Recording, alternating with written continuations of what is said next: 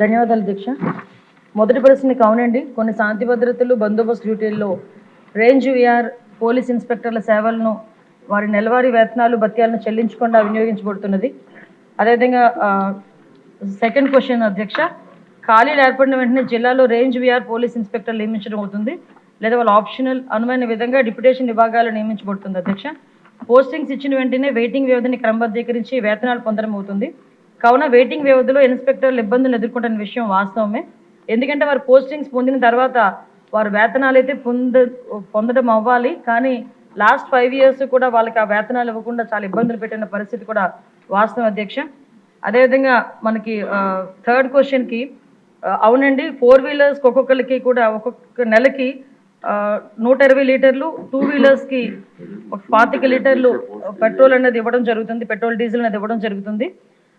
ఇది సహజంగా సరిపోదు. కావున శాంతి భద్రతలు డ్యూటీలు, విఐపీ డ్యూటీలు వంటి క్షేత్రస్థాయి డ్యూటీలు నిర్వహించేటప్పుడు అధికారులు అనేక ఇబ్బందులు ఎదుర్కొంటున్న విషయం కూడా వాస్తవం అధ్యక్ష. దీనికి కూడా ఇప్పుడు నెలకి 300 లీటర్లు, 2 wheelersకి అయితే 50 లీటర్లు చేయడానికి కూడా ఒక ప్రపోజల్ అయితే ఉంది. దాన్ని కూడా కార్యరూపంలో దారుస్తాం అధ్యక్ష.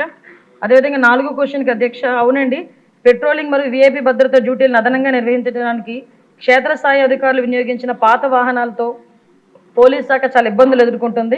శాఖ కూడా వాహనాలు తీవ్ర కొరత ఇబ్బంది పడుతుంది అధ్యక్ష.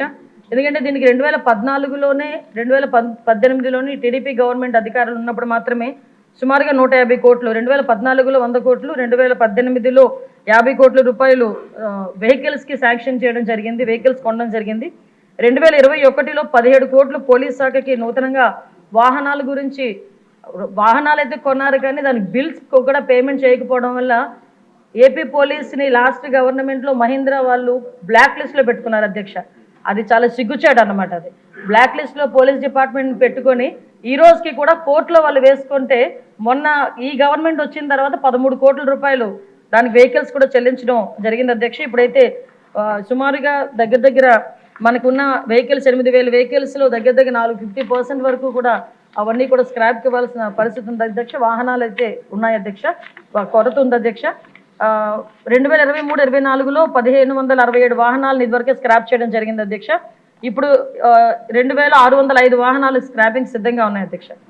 నూతన వాహనాలు కొనుగోలు, ప్రస్తుత వాహనాల మరమ్మతుల కోసం బడ్జెట్ కేటాయింపు నిమిత్తం అభ్యర్థనతో సమస్యలను ప్రభుత్వ దృష్టికి తేవడం అయింది అధ్యక్ష. అదేవిధంగా నెక్స్ట్ క్వశ్చన్ అధ్యక్ష, అవునండి, పోలీస్ సిబ్బంది కొరత అయితే ఉంది అధ్యక్ష. 2023 December 31 నాటికి 19,999 వేకెన్సీస్ ఉన్నాయి అధ్యక్ష. వేకెన్సీస్ లిస్టు వాటి కేటగిరైజ్ ప్రకారం సభ్యులకు కూడా అందించడం జరిగింది అధ్యక్ష. తర్వాత మనకి 17/9/2002 తేదీ గల హోమ్ సర్వీసెస్ శాఖ నుంచి కొంతమందిని, అంటే తర్వాత క్వశ్చన్ అధ్యక్ష, ఈ ప్రమోషన్స్ గురించి అడిగారు అధ్యక్ష. 17/9/2002 తేదీ గల హోమ్ సర్వీసుల శాఖ జియో ఎంఎస్ నెంబర్ 280, 30/12/2011 తేదీ గల హోమ్ సర్వీసుల శాఖ జియో నెంబర్ 301 ద్వారా తీవ్రవాద, ఉగ్రవాద సంబంధిత శాఖల్లో విశిష్ట సేవలు అందించిన పోలీస్ సిబ్బందికి తర్వాత ఉన్నత హోదా, యాక్సిలరీ పదోన్నతులు ఇవ్వడానికి ఒక కార్యవిధానాన్ని రూపొందించడం జరిగింది అధ్యక్ష. మార్గదర్శకాల ప్రకారం దిగువ పేర్కొన్న విధి విధానాలు నిర్వర్తించి అటు వ్యక్తులకు మాత్రమే యూనిట్ అధికారులు సిఫార్సు చేయాల్సి ఉంటుంది. అభ్యర్థి ఆమోదిత ప్రొఫెషనరీ అయి ఉండాలి.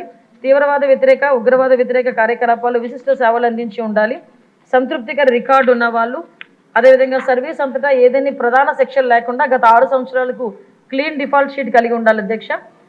అదేవిధంగా డిఎస్సి సివిల్ డిఎస్గా పదోన్నతి పొందేందుకు సర్వీస్ నియమాల అర్హత విధానాన్ని నెరవేర్చిన అతను లేక ఆమె ఉంటే తప్ప శాఖలో 30 సంవత్సరాల సర్వీస్ పూర్తి చేసుకున్న సబ్ ఇన్స్పెక్టర్, సర్కిల్ ఇన్స్పెక్టర్, డిఎస్పీగా పదోన్నతి పొందరు అధ్యక్ష.